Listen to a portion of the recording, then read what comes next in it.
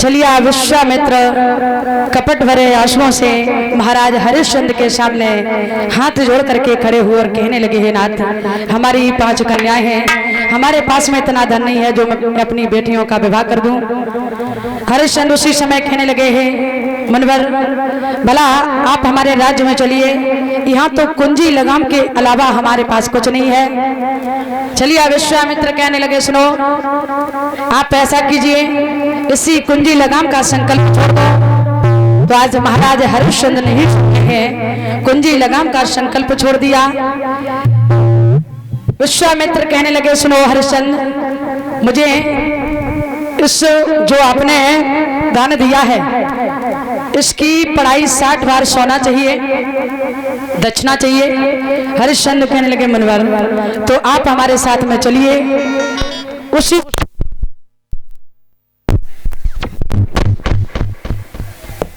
उसी समय महाराज हरिश्चंद्र ने चलिए विश्वामित्र को साथ लिया, राज्य में पहुंचे हैं, खजांची को बुलवाया और इशारा किया है।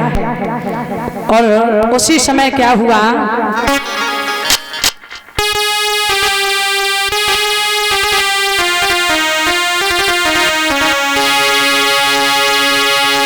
राजा ने खजांची बुलवाओ, अब आज्ञा दई सोना लाने की। और विश्वामित्र ने इशारे में तब कह गई बात,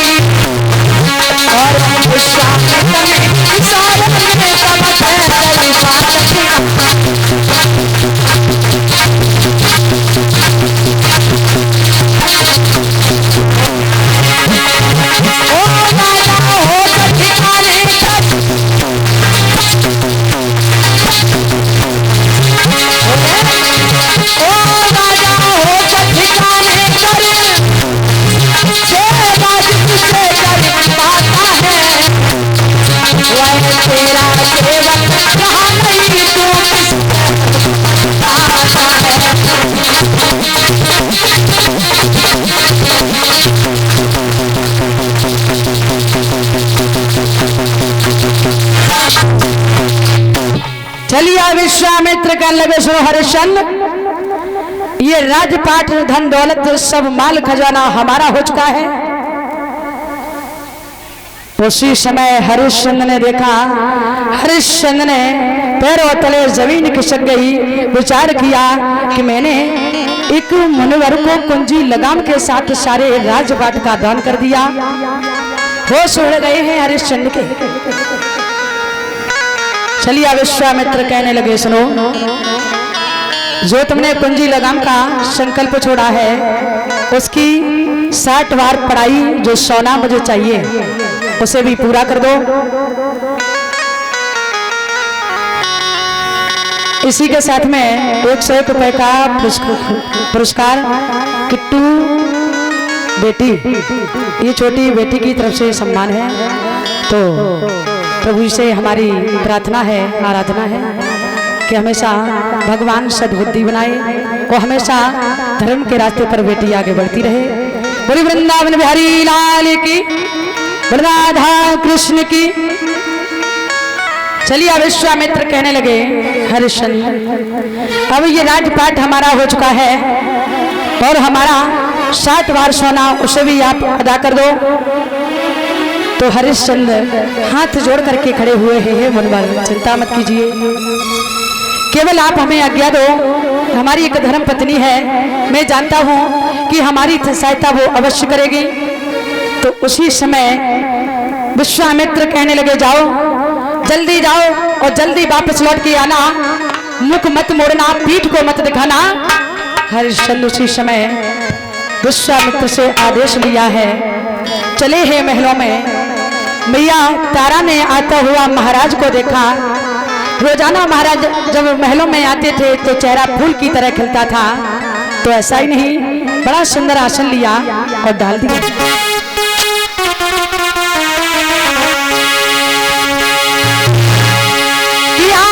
देखो पिया मगन हो दिया खुशियत छाई और मैं हाथ वलन काले घर में आए घर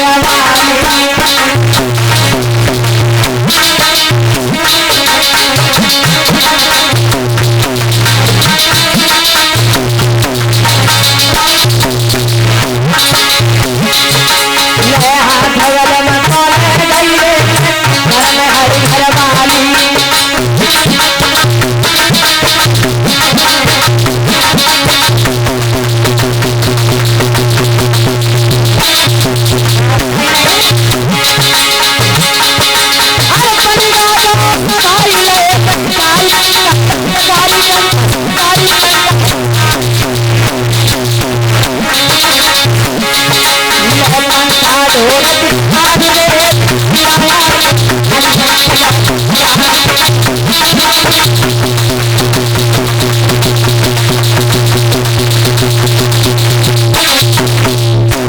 महाराज को आता हुआ देखा, महारानी ने बड़ा आदर किया है। आइए महाराज आपका स्वागत है। बड़े सुंदर आसन पर बैठा दिया।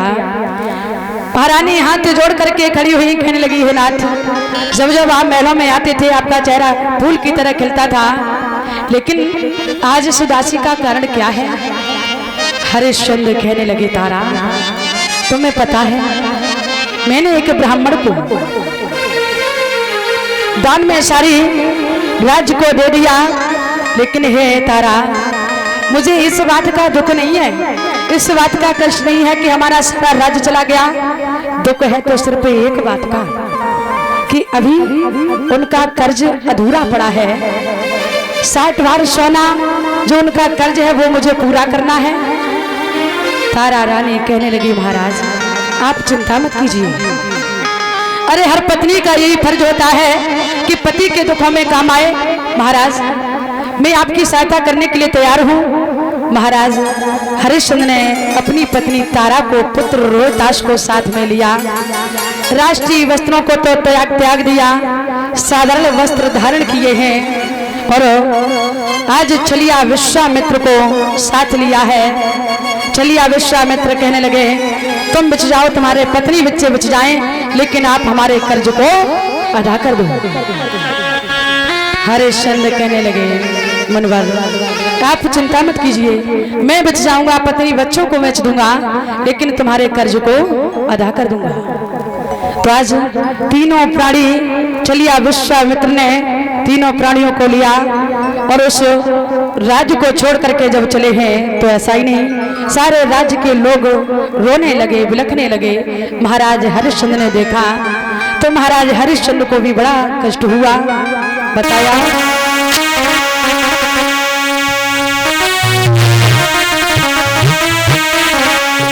अरे गई अब उदासी छाई और दिखे जाए रहे तीनों प्राणी।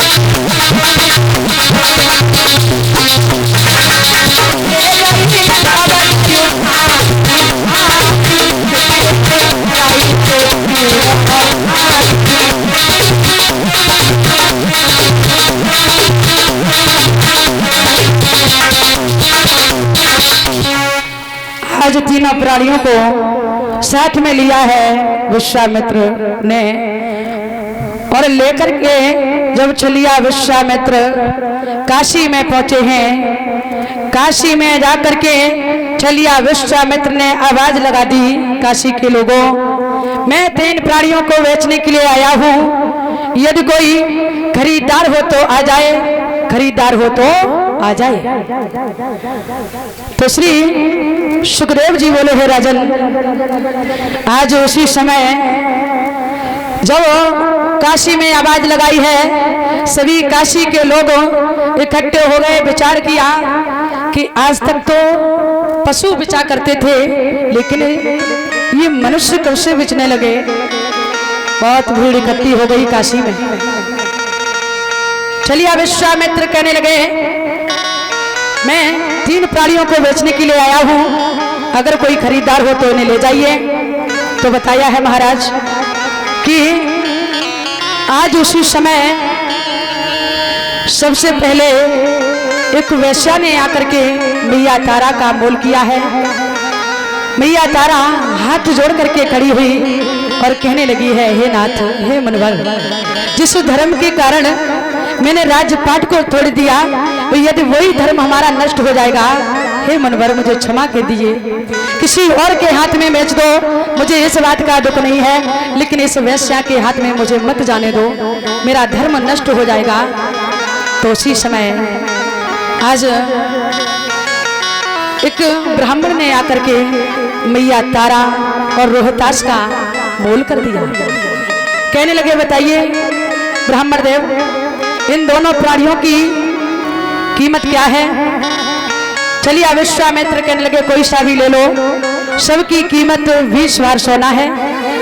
तो उसी समय ब्राह्मण ने 40 बार सोना दिया और मैया तारा और पुत्र रोहतास की कीमत लगा दी। महाराज हरिश्चंद्र ने देखा तो महाराज हरिश्चंद्र को इस बात का बड़ा दुख हुआ। उसी समय आज कलुआ मेहतर ने आकर के महाराज हरिश्चंद्र का मोल कर दिया। तो ध्यान रखना, आज उसी कलुआ मेहतर ने आकर के जब मोल किया है, 20 बार सोना दिया और कहा है कि ये हमारे यहाँ पानी भरने का कार्य करेगा।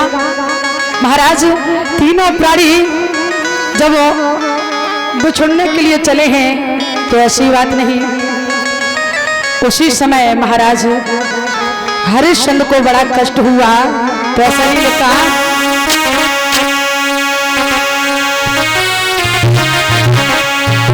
काशी बीच डगरिया में और कीमत रही बजरिया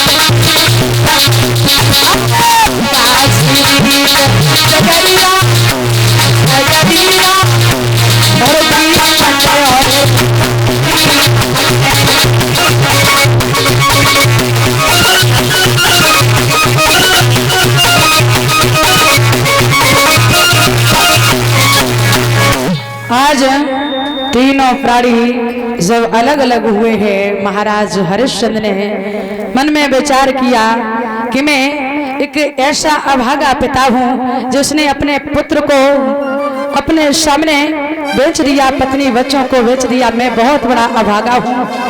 महाराज हरिश्चंद्र को बड़ा दुख हुआ। तीनों प्राणी जब आपस से बिछुड़ गए हैं, मैया तारा पुत्र रोहतास ब्राह्मण के यहाँ मैया तारा भोजन बनाने का कार्य करती है। और महाराज हरिश्चंद्र जो कलुआ मेहतर के यहाँ पानी भरने का काम कर रहे हैं, लेकिन कलुआ मेहतर ने मन में विचार किया कि मैं इसके धर्म को नष्ट नहीं करूंगा। तो कलुआ मेहतर ने महाराज हरिश्चंद्र के लिए एक भोजन पानी के लिए एक दुकान नियुक्त की है और कहा है, हरिया मैंने तेरे लिए एक, जब भी तेरी इच्छा हो भोजन पानी इस दुकान पर जाकर के करना, क्योंकि मैं तेरा धर्म नष्ट नहीं करूंगा। बताया है महाराज। धीरे धीरे समय व्यतीत हुआ है। महाराज हरिश्चंद्र जब भोजन करने के लिए चले हैं, थाली को उठाया, चलिए विश्वामित्र को चैन नहीं पड़ा, भिखारी का रूप धारण किया, चिल्लाने लगे, भैया मेरे भूख से प्राण जा रहे हैं, यदि भोजन हो तो खाने को दे दो, भोजन हो तो मुझे खाने को दे दो। हरिश्चंद्र ने देखा कि ये बहुत दीन दुखियारी है, अरे मैं तो कल भी भोजन कर लूंगा। उस थाली को उठाया महाराज हरिश्चंद्र ने और उस छलिया विश्वामित्र को वो थाली दे दी। हरिश्चंद्र नहीं समझे। धीरे धीरे महाराज हरिश्चंद्र जब जब भोजन करने बैठते हैं, तब तब छलिया विश्वामित्र मुख से भोजन नहीं लगने देते हैं। हरिश्चंद्र ने विचार किया कि आज से मैं भोजन ही नहीं करूंगा, जब मेरे भाग्य में ही नहीं लिखा तो आज से मैं इस भोजन को त्याग दूंगा। हरिश्चंद्र ने भोजन को भी त्याग दिया। तो एक दिन कलुआ मेहतर बोला है, सुनो हरिया, इस घड़ा को उठाओ और पानी भर के लेके आओ, मुझे पानी की बहुत जरूरत है। तो उसी समय हरिश्चंद्र ने घड़ा को उठाया, जल भरने के लिए जब नदी पर पहुंचे हैं तो उसी घाट पर मैया तारा भी पहुंची। महाराज हरिश्चंद्र इतने निबल हो चुके हैं, इतना शरीर कमजोर हो चुका है कि घड़ा तो भर लिया, लेकिन उस घड़ा को उठा नहीं पा रहे हैं। तारा रानी को आता हुआ महाराज ने देखा, विचार किया कि हमारी रानी आ रही है और अवश्य हमारी थोड़ी मदद कर देगी।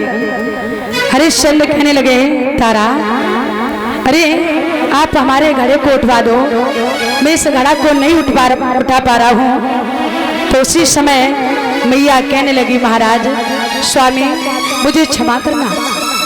और मैया हरिश्चंद्र से बोली,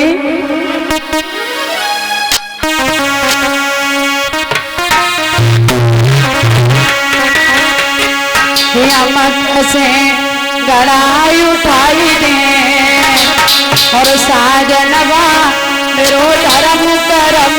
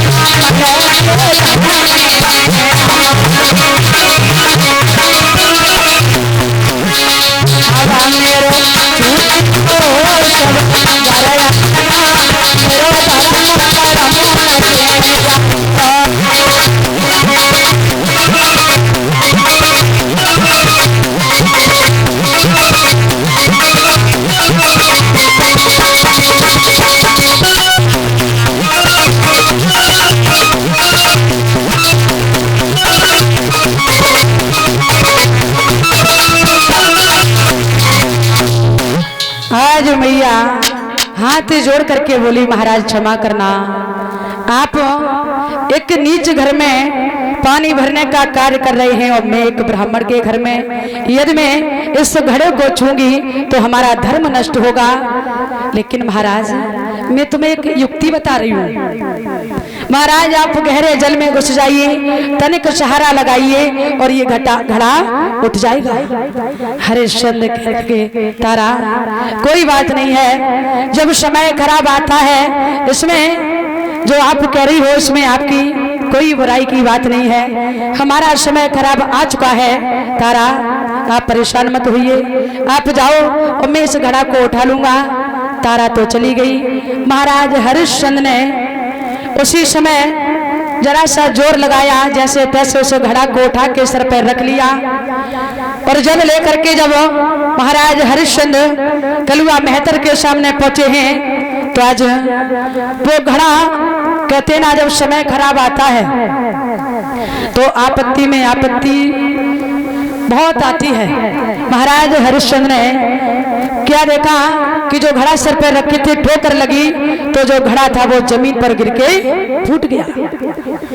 इस दृश्य को देखा है, उसी समय कलुआ मेहतर कहने लगा, सुनो हरिश्चंद्र, यदि तुम इसी तरीके से रोजाना घड़ा तोड़ोगे, रोजाना घड़ा फोड़ोगे तो भला मैं घड़ा रोजाना कहां से लाऊंगा। इसलिए आज से तुम्हारे पानी भरने का काम खत्म, आज से तुम मरघट पे पैरा दोगे, कर कफन लेना ये तुम्हारा कर्तव्य रहेगा।